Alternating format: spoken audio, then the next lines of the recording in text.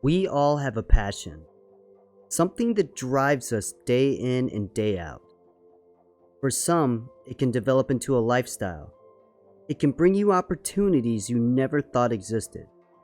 With the rise of gaming in the West, content creators have established brands, communities, and massive fan bases. In the mobile world, one man stands above everyone else.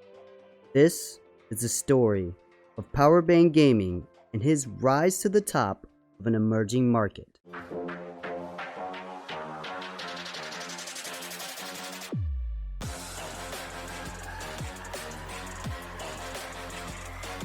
Hey guys, what's up? It's Powerbang. Oh man, the legend of Powerbang. That's a funny way to put things. From a college baseball player to competitive Counter-Strike 1.6, Powerbang had the competitive fire which would continue to grow as he ventured into mobile gaming. It goes all the way back to when I was a really small child. I played on Atari a little bit. That was kind of my dad's thing, but my first system that I ever had was a Nintendo Entertainment System, dating myself here a little bit. But I mean, just games in general were always super intriguing to me, but it wasn't like a lifelong love affair. With games, I actually focused on traditional athletics going through school and ended up going to college on a baseball scholarship. And it wasn't until I got hurt in college, I had surgery on my elbow, I was sitting out, and unfortunately I couldn't play. I still had that competitive spirit though inside me, and I wanted to compete, and I fell into eSports, or I guess eSports wasn't a term at that point in time, but I guess competitive video games. And at the time, Counter-Strike was my game of choice, and I played that at the highest level, Cal-I and CPL and all of that for those old guys that remember this time. But it was super, super fun. And that kind of, I guess, lit the fire for like video games and esports moving forward. I went to work and got a job, had to basically, take some responsibility and not sit in front of a console or PC all day long. But it got to a point in time where all of a sudden I had a lot of time at work because I was working in a job that was basically emergency response. And thankfully we didn't have a lot of emergencies. So was able to play a lot on my mobile phone, and that was when I discovered mobile gaming. And the first couple of games that I played weren't anything that I made content around, but I was able to establish a reputation as being one of the top players in the game, and that caused my friends who played Clash of Clans to try to recruit me and lead their clan, and eventually I said yes. And after, I don't know, I would say a few months of playing that game, I got pretty good at that as well, and started to get the same questions over and over and over about how do I, do this tactic or that strategy. And I got tired of having the same conversations. So eventually I recorded my responses, made a video, put it on YouTube, and then put the links to those videos in like our clan forums and our message boards. And then just kind of pointed to those as, a resource, I guess. I didn't expect it, but the general public kind of stumbled across those videos, and it was actually super cool that they liked them and they wanted to see more. So that's kind of how it all started, and that was basically back in 2015. In 2015, Powerbang started creating mobile content, not knowing where it could lead him. With a strong background in editing and more, he started with Clash of Clans.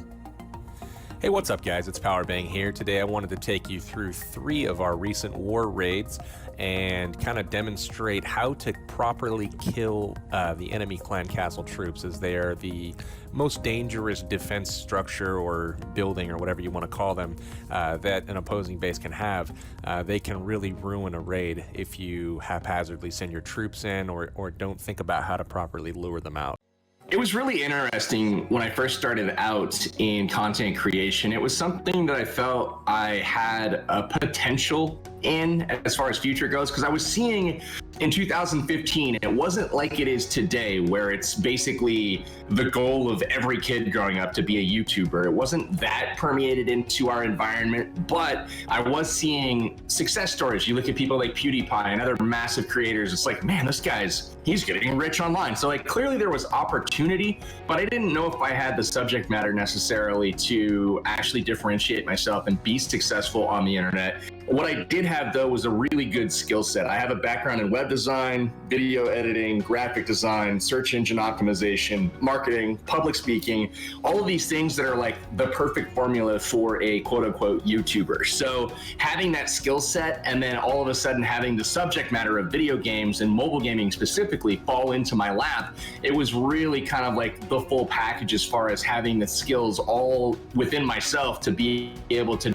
put forth an immense amount of effort to try to get the ball rolling. But, when it comes to where I'm at today versus when I started, I don't think that I could have ever, envisioned that it would have gone this well or, have blown up to what it is today. I'm truly super fortunate to be in the position that I'm in because I view content creation and esports just like traditional sports and Hollywood. Essentially, like the odds of becoming like successful, I guess, on YouTube are essentially like going to the NFL if you're like a small child like playing football or trying to make it to the major leagues. It's very, very difficult and a very small percentage of people are actually able to do it. So I started playing Clash of Clans in 2014. I started YouTube on it in 2015, and I just started making videos every day. Like I knew that consistency and frequency were something that was very important when it came to building a successful like content creation platform. Like for me, like if I was trying to become a brand or somebody that people watch regularly, I knew that I had to just put out an immense amount of stuff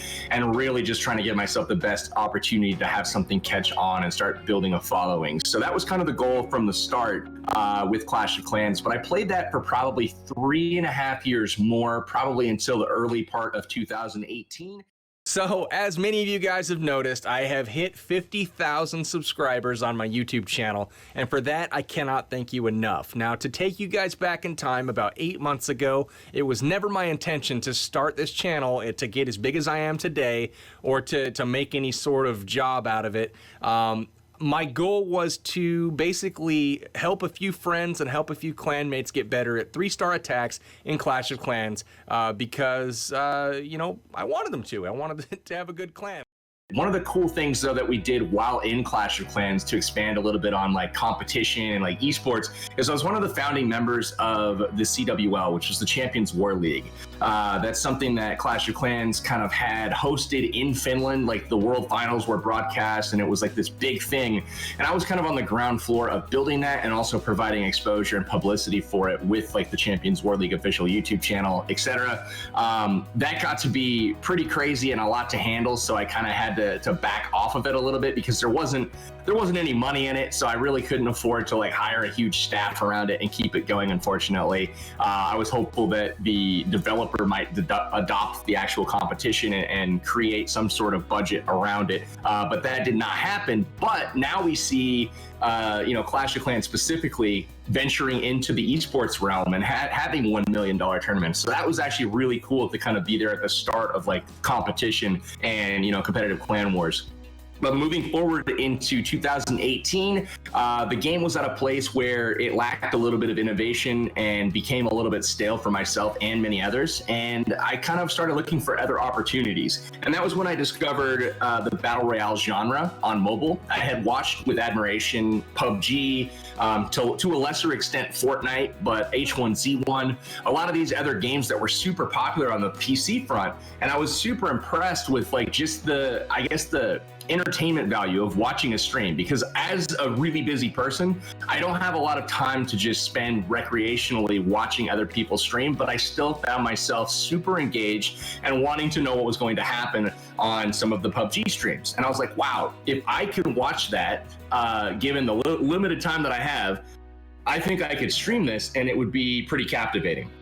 So I got into Rules of Survival on my live stream. I very much enjoyed the game, but it wasn't, I don't know, perfect's not the right word, but it wasn't like the complete package. And I knew that PUBG had come out in China and was kind of testing a mobile launch. And as soon as I heard that it was coming to North America, I kind of started thinking, you know what, I'm going to play that the second it launches because it's got that Battle Royale feel to it. We'll have to see how it plays on mobile, but it has the brand behind it, which is absolutely huge. And knowing that it had that brand and that existing following from PC, I just had a really good hunch that it was going to be successful as a title. And I was like, you know what, I'm going to play that. So I did. I didn't care care about the views, the exposure, like et cetera, et cetera. I just wanted to do something different to have fun with it. And in having fun with it, it actually kind of exploded much quicker than I anticipated. I expected to do, fairly poor views for 2-3 months until I could convert a much different audience that was watching like city builder games into the battle royale genre. So I was surprised at how quickly it took off, and it became a worldwide phenomenon that I kind of got to ride the early wave of that growth, which was really cool. As an owner of an organization, Powerbang talks about the ecosystem, stability, sponsorships, and the difference between NA and other regions. With regards to like esports, I've been an owner in Lights Out, and that was a challenge for sure because it was a small business and it was basically me and one or two other people helping out. But there's so much that goes into a successful esports organization, and it's very difficult given the size of the industry right now. There's not a full-time opportunity, I guess, per se, for a lot of people that are expected to put full-time effort in. And what I mean by that is the ecosystem as a whole does not necessarily pay enough for people to maintain, a lifestyle like where you're able to pay your rent and, get your groceries and pay for your utilities and take care of any like credit card debt or anything like that. It's just, we're not at a point from a viewership where, these opportunities really can afford people the ability to focus on esports full time like they can in Asia. If you look at Asia, at the esports scene, it's so huge. Those people can't go outside at all without like being mobbed. They're legitimate celebrities. And because of that celebrity and because of that interest, brands and corporations have gotten behind it. And there's now significant sponsorship dollars to throw around where these guys are able to sit and focus, 8-12 hours a day, getting better at the craft. And I think that's one of the things that holds us back here in North America right now is we're just a few years behind where some of the other regions of the world are. So it's tough to kind of, grow here right now. And, with that, you see a lot of people in the scene trying to find their niche or their place in whatever other org has the next best opportunity. And that's a really difficult spot to be in for orgs. There's so many buyouts that happen, there's so much movement, and it's really hard to build something stable for the long term that I'm able to basically market, build culture around, sell to sponsors. And that was one of the reasons that I kind of backed off from Lights Out. It was a difficult thing to manage. And I wanted to make sure that, the people that I was building around and essentially handing a career, like here's a whole bunch of exposure, here's a full-time revenue stream when it comes to like streaming and ad revenue from YouTube and that kind of thing. I wanted to make sure that the people that I was giving that opportunity weren't going to turn around and just disappear weeks down the line. Sponsorships and non-endemic ones especially, which mean not necessarily related to gaming or mobile gaming, I think that those are incredibly important, and I think are going to help pave the way for the future of esports in general. And that is one of the things that I feel I can personally lend to the ecosystem as a whole, is kind of a case study for brands working with creators. Like I have the ability to see long-term vision and be able to package that in a pitch deck or a pitch to a brand and say, here's what we can do for you, here's why it's better than what you're currently doing, here's why you should invest with us, essentially, and let us prove out why you want to continue working with us. So there's a lot of like trial runs on things, there's a lot of let's see how this goes type of things, but at the end of the day, getting more and more commitment from non-endemic brands, I really feel is what's going to help push the whole industry in the ecosystem forward. So as far as my personal sponsorships are concerned, I work with a phone case company called MGC, which is Mobile Gaming Core. They make some fantastic cases. They approached me and said, would you like to use it? As with anything, I always like to try things before, I promote them or endorse them in any way. And I was really impressed with their product. So I brought them on board as a channel partner. Same thing with OnePlus. They actually reached out to me and said, hey, we'd love to work with you in a partnership capacity. And I was like, well, I've always kind of been a fan from afar of a OnePlus device, but I've never actually used one. So if you guys would send me a device, let me play with it for like a month or so. Like give me like a while to like develop a comfort level with it. And then I'll give you an honest assessment of like, you know, what I feel and if it's, you know, good or not. And depending on that assessment, you know, we'll move forward as a partner or whatever. And, you know, it came down to it, and I really liked the device. I loved the way, you know, it played games. I use it as my daily driver now. So it was a good fit. I brought them on as a channel partner, and I'm actually now a brand ambassador for OnePlus. So I've kind of elevated that partnership to the next level with them. And now I'm trying to give opportunities to other creators, both with sponsors, but also brand deals. And that kind of leads me into one of my next ventures, which started earlier this year. I'm currently the president of Aftershock Media Group, which is a talent agency that focuses on creative nerds like myself, people that have like followings online. And this is something that we've been building out kind of behind the scenes. We represent probably 20 or so creators exclusively. And we have another 150 to 200 creators that we're continuously getting brand deals for, sponsorships for, stream platform deals, that kind of thing. So a lot of the mobile ecosystem's business flows through me, and that's a big reason why I struggle to like maintain like extreme like high levels of consistency on my personal content creation, because I'm working behind the scenes to kind of help build out legitimate like careers for so many other people in the mobile space. As far as the mobile ecosystem goes, I think it's very clear to anybody watching the scene that it's growing at a rapid rate, and not only numbers of people playing, but also revenue. And those are great key indicators for further involvement from brands and big corporations that are looking to, you know, inject sponsorship dollars or support to the ecosystem. Of course, they're trying to get eyeballs on things. And I think right now, especially from a North American perspective, that is where we are lacking as far as, you know, what's kind of holding us back right now. I think what we need is essentially time. And the reason I say that is because I don't think that things are going poorly. I don't think that, you know, it's going too slow. I just think that it takes time to build a foundation that you can explode from. And I think that's what we're seeing right now in the mobile industry. You're seeing title after title come out right now. You have PUBG Mobile, you've got Fortnite, you've got Call of Duty Mobile, and we've got other things coming in the future, such as Apex Legends and Riot Games putting out 3 or 4 games themselves. It's going to be a crazy year. 2020 is going to be a landmark year for esports, for mobile in general. And as companies continue to have massive success, if you look at PUBG Mobile, they were one of the first mobile like AAA titles to come here and build a successful mobile arm to their game. It's, you know, hundreds of millions of downloads, hundreds of millions in revenue. I think that those types of numbers and facts are not able to be ignored. And when you look at other companies that are following up that success, like Call of Duty Mobile, they come out to 100 million downloads in the first week.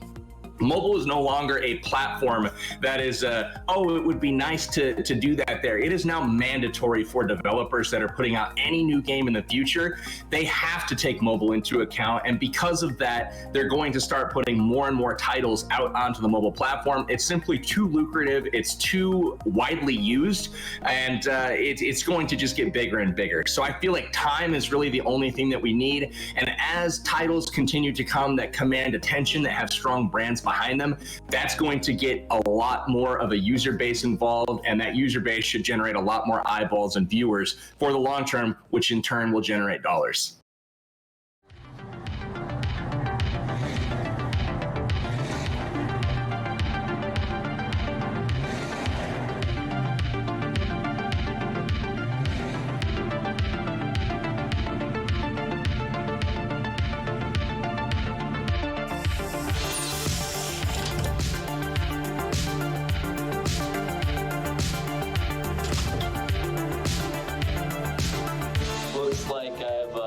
To the space station. I'm gonna need backup. That's a hard copy. We're ready to rock.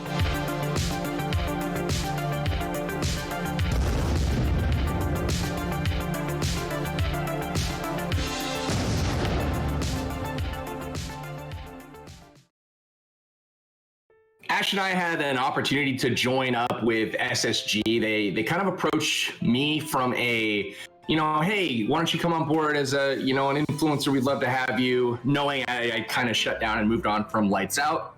And I was like, I think that there might be a bigger conversation to be had here, because for me, I always had the passion for esports, and I didn't necessarily have the trusted team around me like Space Station comes with. And I was like, this is really interesting. So Ash and I, we've been friends now for 4 or 5 years. We go way back. We've always kind of worked parallel to each other, but never together on any particular venture within content creation or a mobile game. That was always a goal of ours. We wanted to definitely work together. We would love to, literally we talk on the phone every single day. So wouldn't it make more sense to like do things together and help each other out consistently in things that also benefit ourselves versus just like doing it as a favor to a friend. So that was one of the biggest, attractions to SSG, is they wanted us both to come on board, and really kind of run the vision for their mobile gaming division, which is now Space Station Mobile. So Ash and I are heading that up. What you're going to see is really a strong commitment from, two of the industry's, highly regarded individuals as far as like being proponents of mobile gaming. Like, we really think that this is a viable industry. We think that it provides a lot of competitive future for a lot of people, and we also feel like there's a lot of entertainment and potential career opportunities that come with this as well. So we're going to be working to give a lot of people opportunities, both on the content creation side of things as well as the competitive side of things. Any game that has a competitive scene or opportunities, we really kind of want to consider and evaluate if it's something that we want to be a part of. We're looking at Clash Royale right now to hop into for CRL Season 3. We've been in talks with Supercell about that. It remains to be seen on if there's going to be space, but those are types of moves that we're trying to make. We're looking at PUBG Mobile, Call of Duty, evaluating Clash of Clans right now. We're in on Brawl Stars. So many different games that continue to pop up and will continue to pop up. Space Station will definitely be there. And we want to continue to support people in a big way, with team houses, with content houses, with infrastructure that really no other org in MOB can match at this point in time. And that's some of the value that Space Station brings, is kind of an established track record with, established revenue. And then with our vision and our partners that we bring to the table as well, both Ash and I, it's a really kind of a perfect marriage. When evaluating potential talent, Powerbang breaks down what he's looking for and how you can get on his radar. For me, when I evaluate talent in the ecosystem, when I just kind of look out there and see what's there, I watch a lot of content, I consume things, I have people that report to me that consume things. The sole purpose is really trying to evaluate talent, what's out there. And so the biggest advice, once again, I have is just to go do stuff, make stuff. Like, we're going to see it. Like, you don't have to DM myself or Ash or anybody to say, hey, look at this. Like, if it's cool, we're going to take note of it. So the best thing that you can do is really try to establish yourself as a consistent, high quality content creator that we are going to, take note of. And that's ultimately the best way to get our attention, is organically, right? Putting out something that's really cool. I don't necessarily focus strictly on numbers either. I can see people's potential, in the content that they make. Like, if you have like some insane production value, but for whatever reason just don't have the exposure, that's okay. We can help lend exposure to a certain extent. And, if you have that really high quality bar, that's definitely something that we take note of. So on the, competitive front, like, obviously just going out and killing it in whatever game that you're in, hitting the top of the leaderboards, because when we're scouting for talent, we essentially come to you. Like, we're not looking at applications sifting through, players like, oh, this person applied, whatever. Like, we are seeking out people that are at the top of their game, essentially, and trying to bring them into the family. And so that is essentially how we recruit. It's more of a proactive thing versus reactive and responding to solicitations. Now, that's not to say that, you shouldn't be tagging us on things like Twitter or whatever, because we do see that as well. If you have something really cool and it's just not getting traction for whatever, yeah, feel free to tag us, and that's something that we'll definitely take note of.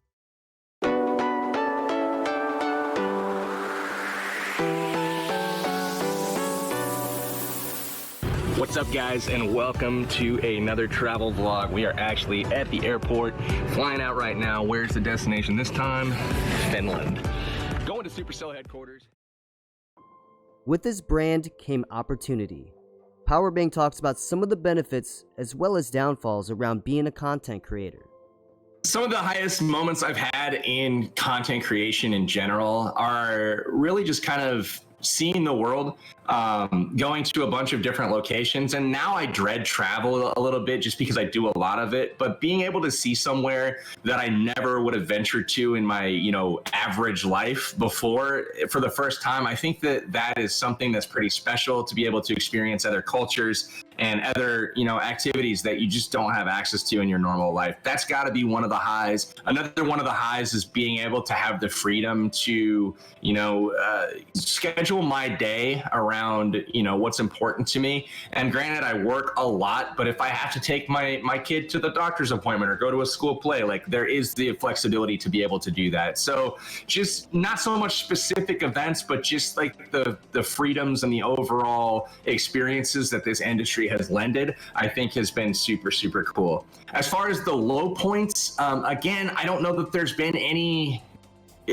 singular point that has been crappy, right? Like, I feel like generally speaking, there's kind of an overall level of stress in this industry, where I think people that have a little bit more of basically they're prone to anxiety or have a fragile mental state, they're not well suited for this industry because it's incredibly demanding, it's incredibly isolating, and you need a tremendous amount of self-motivating substance to be able to continue on, because you don't always get the positive feedback or the affirmation that you're looking for in this daily grind. It's called the grind for a reason. For me, it's pretty stressful, and hopefully I continue to surround myself with a team that can help with not only ideas, but also taking some of the pressure off of, constantly coming up with creative stuff as kind of a solo production crew.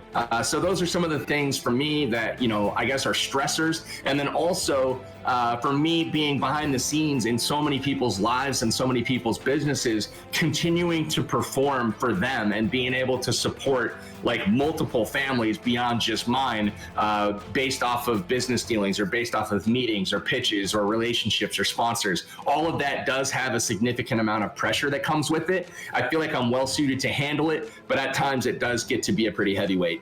I'm very excited about where mobile as an industry is going. I feel like there's going to be an immense amount of opportunity that comes over the next couple of years, not only with additional titles coming to the scene, but also with opportunities from brands, from streaming platforms. Everybody's kind of jockeying right now for position in the next big media consumption wave. This is similar to like when radio went to TV went to like streaming, like cloud services, and now you're seeing entertainment like kind of shift to video games and online personalities. And so that's something that I'm trying to be well positioned for moving forward.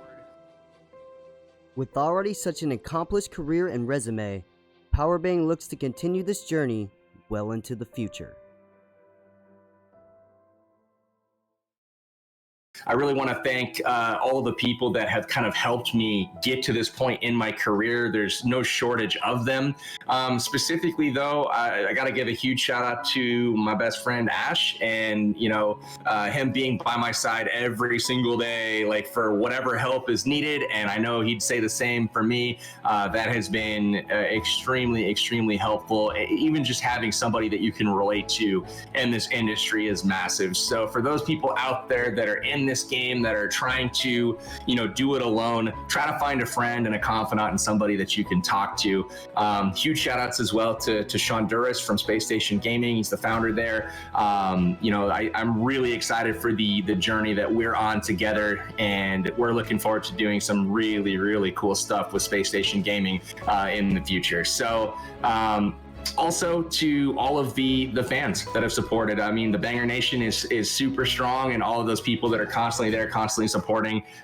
Too many to name one by one, but just know that my heart is always in debt and in gratitude of your guys' support. So again, thanks so much, Kevin, for having me on your show, and it's been a pleasure. Thank you so much for watching. I am Legacy, saying peace.